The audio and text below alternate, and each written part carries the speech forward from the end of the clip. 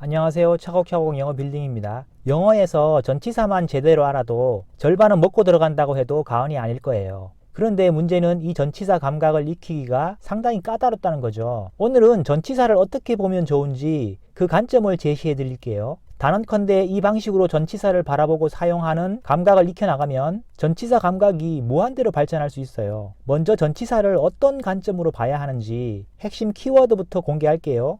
바로 초점과 관계성, 이 두 가지예요. 이게 무슨 뜬구름 잡는 소리인가 싶으실 거예요. 끝까지 시청하셔서 핵심 팁 꼭 챙기시고 전치사 감각, 나아가 영어 감각도 늘려보시길 바랄게요. 다시 한번 말씀드리지만 전치사를 보는 감각이 확 늘어나실 거예요. 지금 바로 시작할게요.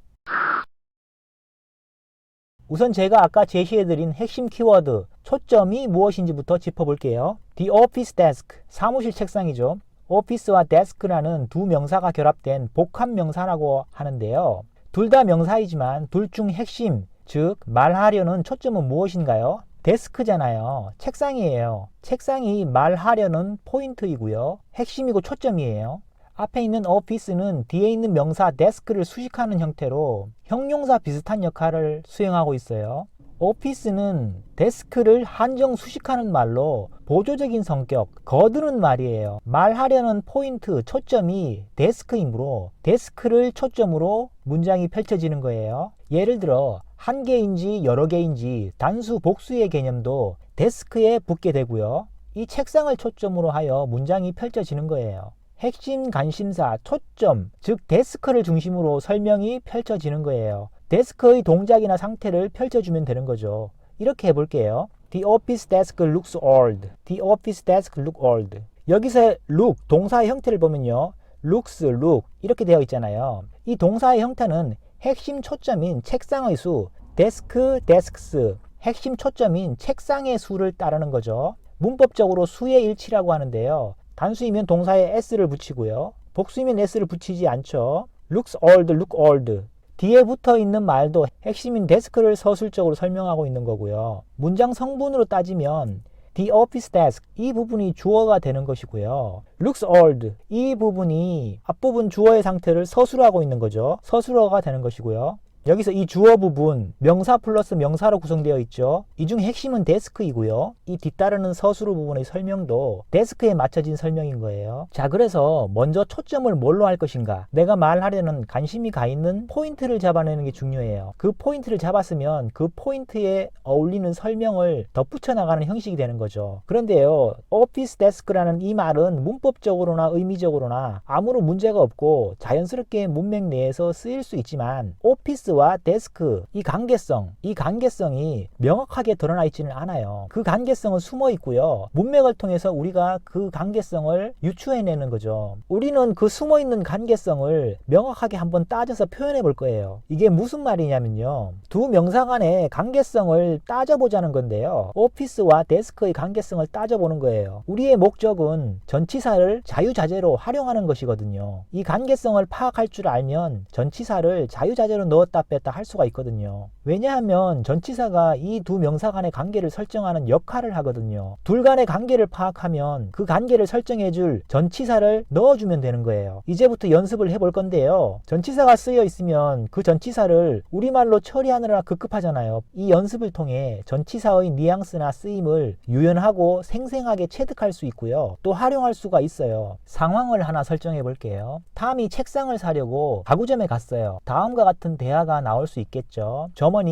Is there any type you are looking for? 찾고 있는 유형이 있으신가요? 자, 그래서 탐이 대답해요. Yes, I'm looking for an office desk. 예, 사무실 책상을 찾고 있어요. 여기서 탐이 an office desk 이렇게 말했는데 문맥상 분명하게 의사 전달이 되고 있어요. 그런데 우리는 전치사의 감각을 느껴보기 위해 좀 자세히 따져보자는 거죠. 이 대화 문맥에서 오피스와 데스크 둘 간의 관계를 따져보는 거예요. 관계를 따져 전치사를 넣어 그 관계를 설정해 줄 거예요. 여기서 오피스와 데스크는 어떤 관계일까요? 사무실용 책상으로 보면 되지 않을까요? 즉 책상은 사무실에서 쓸 책상이에요. 사무실용 책상이라는 거죠. 여기서 다시 한번 키워드를 언급해 볼게요. 키워드가 뭐였죠? 키워드는 초점과 관계성이었어요. 여기서 초점은 뭐죠? 데스크잖아요. 영어는 말하려고 하는 초점, 핵심을 앞에 먼저 배치해요. 톰은 책상을 하나 사러 온 거예요. A desk. 이 책상의 쓸모, 용도로 관계를 알맞게 설정해줄 전치사를 골라야 하는데요. 전치사 for를 쓰면 좋아요. for는 보통 뭐뭇을 위해, A는 B를 위해 존재한다. 이런 의미이잖아요. 자, 여기서 A는 다양한 가치를 갖고 있어요. 그런데 가치라고 해서 반드시 긍정적인 측면만 해당되는 건 아니고요. 부정적인 측면도 해당되어요. 가치, 혜택, 역량, 쓸모, 목적, 이유, 책임, 비난 이렇게 다양한데요. 이런 것들이 B에게로 가는 거예요. B는 이런 것들을 받는 수혜자인 거고요. A의 어떤 에너지가 B에게 적용되는 개념으로 보시면 되어요. 자, 그래서 A desk의 쓸모 용도로 관계 설정을 해볼게요. A desk for an office. 책상의 쓸모 용도가 적용되는 대상은 사무실이에요. 사무실용 책상이 되는 거죠. 그런데 실제로 가구점에 가서 A desk for an office 이렇게 느려 쓰지는 않겠죠. 그냥 an office desk 간결하게 말하겠죠. 하지만 우리의 목적은 전치사의 감각을 기르는 것이잖아요.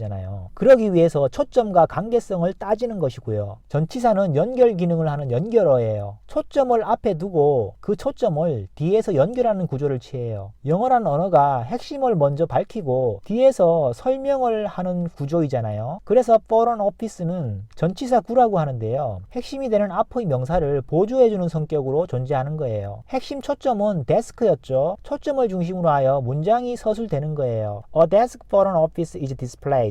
Desks for an office are displayed. 당연히 동사의 모양도 초점에 맞춰지는 거예요. 초점이 a desk 단수이면 동사가 is로 이어지는 것이고요. 초점이 desks 복수이면 동사도 그에 따라 복수 동사인 are로 연결되는 거예요. for an office는 거두는 역할, 보조하는 역할이죠. 그러니 an office 이게 단수 명사 형태라고 해서 이 단수 명사가 뒤의 동사 형태에 아무런 영향을 미치지 않아요. 왜냐하면 초점이 아니니까 말하려는 핵심 포인트, 관심사가 아니거든요. 단지 거두는 역할일 뿐이에요. for an office는 앞에 명사 desk를 설명하는 기능이죠. 명사를 설명하는 기능은 형용사예요. 그래서 for an office, for 전치사구는 형용사구라고 보면 되는 거고요. 자, 설명해주는 역할, 거두는 역할이다 보니까 굳이 설명할 필요가 없다고 생각하면 빼도 되겠죠. 자, 이렇게 뺄 수 있어요. A desk is displayed. Desks are displayed.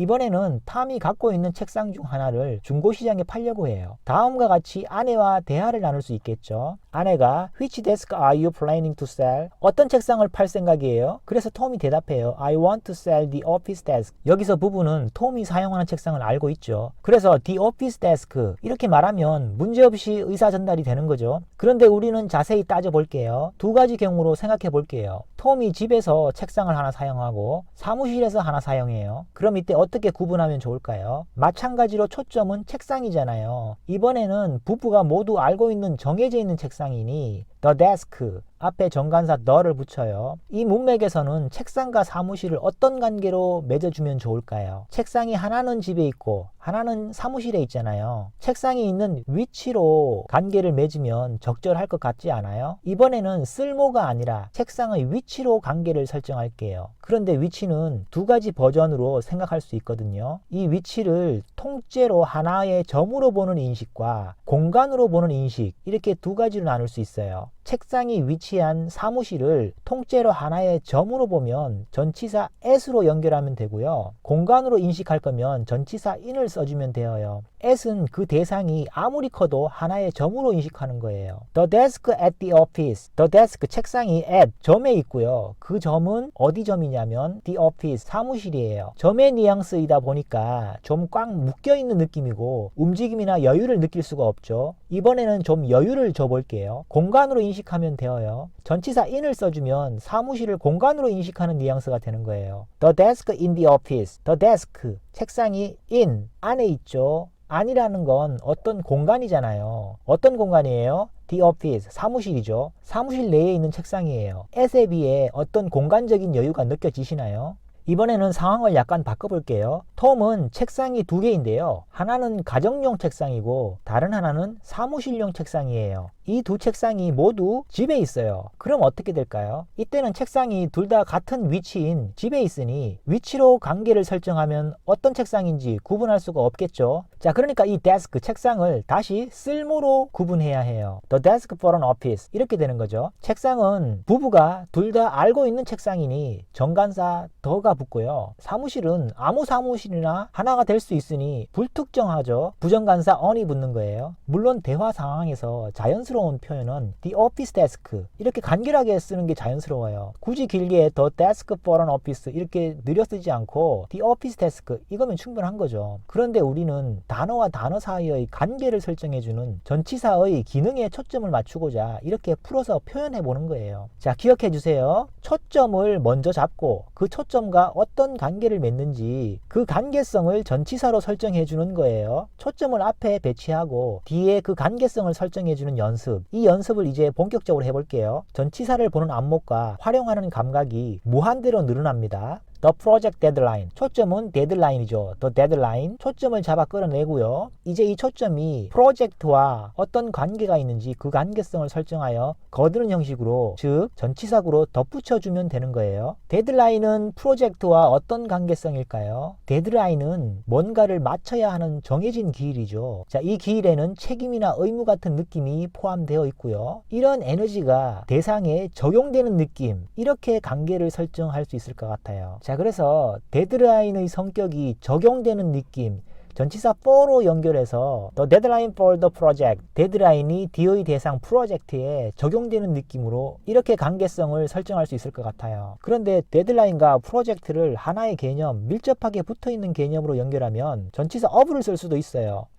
The deadline of the project 이렇게 하면 어떤 에너지가 프로젝트로 넘어가는 느낌, 적용되는 느낌이 아니고요. of는 어떤 의미가 부여되기보다 밀접하게 붙어있는 개념으로 보면 되어요. 데드라인과 프로젝트 사이에 어떤 의미성이 연결되기보다는 단순히 밀접한 그냥 연관성이에요. 그냥 프로젝트의 데드라인 뭐 이런 정도예요. The tree shade, 나무 그늘, the shade, 초점을 앞으로 잡아 뺄 수 있고요. 추리와의 관계는 어떻게 맺어주면 좋을까요? 위치로 봐볼까요? shade, 그늘이 아래에 있잖아요. 어디 아래에 있어요? 나무 아래에 있죠. under the tree, the shade under the tree. 자, 그래서 나무 아래 그늘 이렇게 되는 거고요. 이번에는 그늘과 나무를 떼려야 뗄 수 없는 붙어있는 개념으로 볼게요. 전치사 of로 연결해주면 되어요. the shade of the tree. 전치사 of를 사용하면 물리적으로는 붙어있는 대상을 연결해요. 떼는 것이 불가능하고요. 만약 뗄 수 있더라도 떼게 되면 제 기능을 상실하거나 이상한 상황이 되어요. 나무와 그늘은 떼려야 뗄 수 없는 관계죠.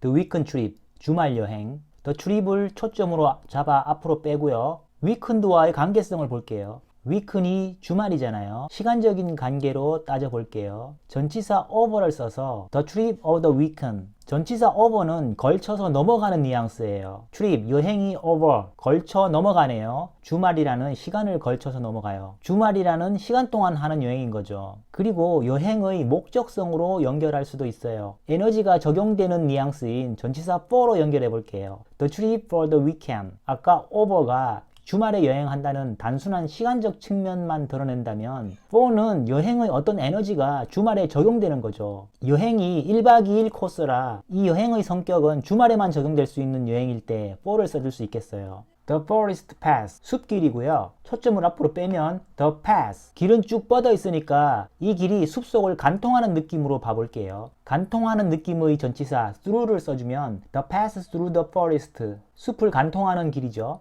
자, 이번에는 관통하는 느낌이 아니라 숲속에 존재하는 길, 숲속이라는 공간으로 인식해 볼게요. 공간으로 인식하는 전치사 in을 써주면 the path in the forest.